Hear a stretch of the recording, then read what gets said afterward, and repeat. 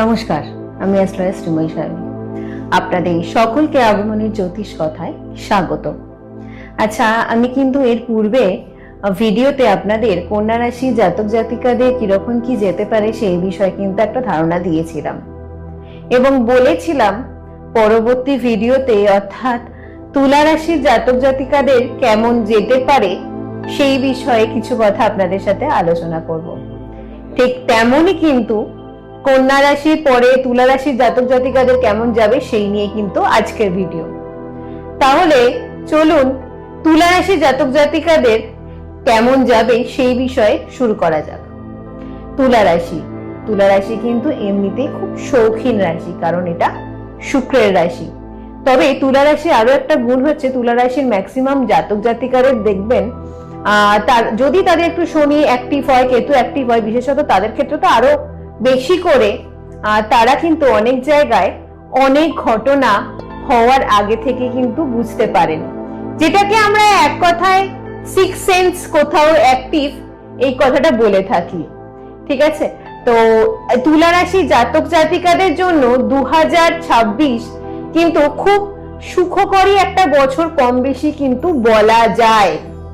তুলা রাশি জাতক জাতিকারা এরকম অনেকেই আছেন যাদের কিন্তু দীর্ঘদিন ধরে কোনো না কোনো প্রবলেমের সম্মুখীন হতে হচ্ছিল। দেখা যাচ্ছিল আপনার কাজগুলো অর্ধেকটা হয়ে এসেও শেষ মোমেন্টে গিয়ে কোথাও হয়তো আটকে যাচ্ছিল, ঠিক মতো হচ্ছিল না। তাদেরকে বলবো আপনারা কিন্তু একটু এখন ধৈর্য রাখুন। এই সময় কিন্তু আপনার অনেক কাজকর্ম হয়ে যেতে পারে এবং নিজেকে একটু ঠান্ডা মস্তিষ্কে রাখতে হবে। ওভার থিঙ্কিং থেকে দূরে রাখতে হবে, অকারণ চিন্তা ভাবনা থেকে নিজেকে দূরে রাখতে হবে। আপনি যে কাজে যাচ্ছেন বা যে কাজটার জন্য ইন্টারেস্ট নিচ্ছেন, পার্টিকুলার সেই কাজটার উপরেই ফোকাস থাকুন। সারাউন্ডিংস এর থেকে নিজের নজর একটু দূরে রাখুন। অনেক ক্ষেত্রে দেখা যেতে পারে যারা স্টুডেন্ট ছিলেন তাদের ক্ষেত্রে কিন্তু একটু মন দিলে এই বছরে খুব ভালো রেজাল্ট হতে পারে। হ্যাঁ, কিছু জায়গায় হয়তো পারিপার্শ্বিক কারণের জন্য আপনার কিছু ক্ষেত্রে মনোসংযোগের অভাব হতে পারে এবং সারাউন্ডিংস এর মধ্যে কিন্তু আপনার ফোকাস বেশি চলে যেতে পারে। হয়তো কোথাও গিয়ে মনে হবে আপনি হয়তো সঠিকভাবে মন দিতে পারছেন না। এই জায়গাটাতে নিজেকে কন্ট্রোল করা একটু বিশেষভাবে দরকার, তাতে দেখবেন আপনাদের রেজাল্ট কিন্তু খুব ভালো হবে। তার কারণ, একটা বড় কারণ হচ্ছে তুলা রাশি নবম দশমের ওপরে কিন্তু বৃহস্পতি, যে কিন্তু তুলা রাশির সাপেক্ষে 6th হাউস এবং 3rd হাউসের লর্ড। সুতরাং একটু যদি চেষ্টা করছেন, আপনাদের নলেজের সেক্টর কিন্তু খুব ভালো গেইন হবে। সেই দিকটাতে কিন্তু একটু নজর দিন, নিজেদের কাজকর্মের প্রতি একটু মন দিন। আপনাদের নলেজ আপনাদের কিন্তু এই বছরে অনেক দূরে নিয়ে যেতে পারে, অনেক বড় জাম্প দিতে পারে লাইফে। হয়তো কোথাও গিয়ে এটাও মনে হতে পারে যে আমার কাজকর্ম আটকে যাচ্ছে, যারা স্টুডেন্ট আছেন বিশেষ করে, আর কাজকর্ম আটকে যাচ্ছে বা একটু ডিলেতে হচ্ছে, সেই সমস্যা হয়তো আপনারা কম বেশি কিন্তু ভুগতে পারেন। কিন্তু এই মুহূর্তে যে সেক্টরটা আপনারা এডুকেশনের দিক থেকে পাবেন, সেটা কিন্তু পরবর্তী জীবনে আপনাকে একটা লং টার্মের জন্য খুব ভালো রেজাল্ট কিন্তু প্রদান করবে। সুতরাং সেক্ষেত্রে নিজস্ব প্রচেষ্টা কিন্তু একটু বজায় রাখা আবশ্যক। নিজের পড়াশোনার প্রতি একটু ধ্যান দিন, একটু মন দিন, দেখুন আপনারা কিন্তু খুব ভালো ডেভেলপমেন্ট পাবেন। আচ্ছা, আরেকটা বিষয় আসি, সেটা হচ্ছে তুলা রাশির জাতক জাতিকাদের শারীরিক দিক। তুলা রাশির জাতক জাতিকাদের কিন্তু কম বেশি স্টমাকের প্রবলেম দেখা যেতে পারে। কিছু জায়গায় অ্যাংজাইটি বা মানসিক অস্থিরতার প্রবণতা কিন্তু দেখা যেতে পারে। কিছু ক্ষেত্রে যেটা দেখা যেতে পারে সেটা হচ্ছে ডিপ্রেশনের টেন্ডেন্সি আসার প্রবণতা কিন্তু দেখা যেতে পারে।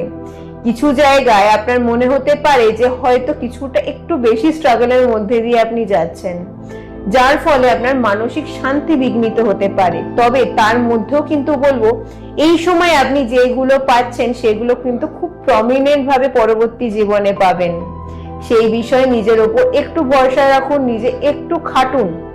আচ্ছা, আরেকটা যে সমস্যা হতে পারে সেটা কিন্তু কিছু জায়গায় তাদের নার্ভস এবং বোনসে চোট লাগতে পারে, ব্লাড ওরিয়েন্টেড কিছু অসুবিধা আসতে পারে।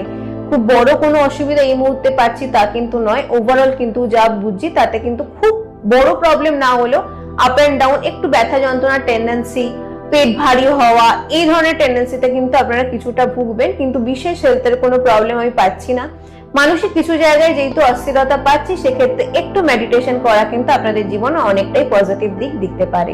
তাই এদিকে একটু ফলো রাখুন, একটু মেডিটেশনের মধ্যে থাকুন, নিজেকে একটু নিজের রেগুলার লাইফের মধ্যে মেনটেন রাখুন, তাতে কিন্তু আপনাদের লাইফস্টাইল অনেক বেশি সুখকর হবে, অনেক বেশি কিন্তু সুন্দর হবে।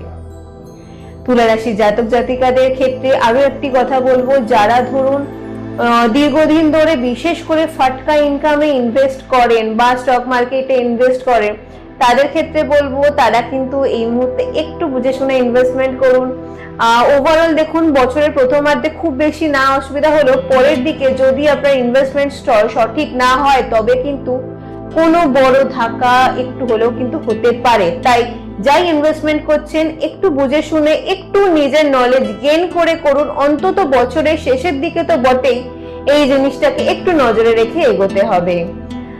চলুন আরো একটি বিষয় আপনাদেরকে বলবো, যারা ধরুন দীর্ঘদিন ধরে কোনো লিগ্যাল ঝামেলায় পড়েছিলেন, কোনোভাবেই সমস্যার সমাধান হচ্ছিল না, কোনোভাবেই দেখছিলেন যে আপনি যতই চেষ্টা করুন না কেন ডেটের পর ডেট এসে যাচ্ছিল, আপনার সমস্যার সমাধান হচ্ছিল না, এক কথায় লং টার্মের দিকে যাচ্ছিল আপনার প্রবলেম গুলো, তাদেরকে বলবো একটু ধৈর্য রাখুন। আপনাদের কিন্তু 2026 আপনার আইনি সেক্টরে অনেক চেঞ্জ এনে দেবে, অনেক জায়গায় কিন্তু ন্যায়ের প্রতিষ্ঠা দেবে।